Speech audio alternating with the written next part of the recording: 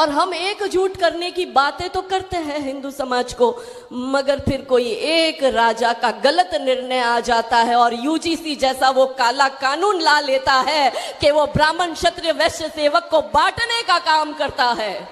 ये अधर्म है।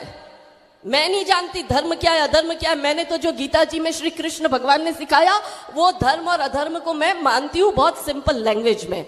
तो ये अधर्म है। वो जब अर्जुन ने कहा भगवान से कि मैं कैसे द्रोणाचार्य को मारूं, वो तो मेरा अपना गुरु है, मैं कैसे मारूं इन मेरे भाइयों को, ये तो मेरे सारे भाई है, और मैं कैसे मारूं अपने भीष्म पितामह को, मेरे पिता महा है। तो कृष्ण भगवान ने उत्तर दिया, कृष्ण भगवान ने कहा कि तू जिस द्रोणाचार्य को अपना गुरु बता रहा है, जब उसी के बच्चे अधर्म कर रहे और वो उसको रोक नहीं रहा है तो वो भी अधर्मी है। जिस भीष्म पितामह को तू अपना पितामह कह रहा है, वो भीष्म पितामह ने आंखें बंद कर दी थी जब तेरा भाई दुर्योधन झांगा ठोक कर कहता था द्रौपदी को कि आके बैठ मेरी जांघा पर, वो चुप था। और ये तेरे भाई वो तो चीर हरण कर रहे थे। तो भगवान ने अर्जुन से कहा कि ये सारे अधर्मी हैं और अधर्म पर मौन रहकर जो मात्र निहारे जाते हैं, द्रोण हो, भीष्म हो, कर्ण हो, सब मारे जाते हैं, सारे मारे जाएंगे। हम भी अगर यूजीसी जैसा काला कानून आता है और अगर हम मौन हैं तो हम भी अधर्मी हैं। क्यों हमें जातियों में बांटा गया? कोई संत थोड़ी जाति में बांट रहा है। ब्राह्मण को तो वैसे ही बदनाम किए हुए हैं और फिर गालियां भी ब्राह्मणों को देते और कॉलेजों में नारे लगते, ब्राह्मण तेरी कब्र खुदेगी। क्यों खुदेगी ब्राह्मण की कब्र? तिलक तराजू और तलवार इनको मारो, जूते चार, क्यों जूते मारे हमें?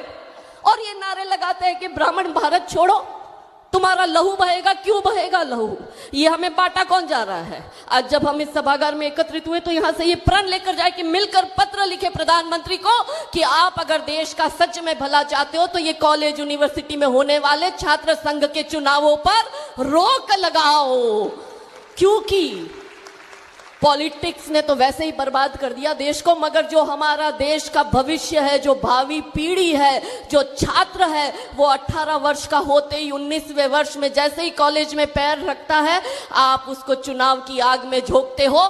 बाहर से पैसा आता है और हिंदुओं को जातियों में बांटने का काम होता है, तब जाकर ऐसे काले कानून बनते हैं।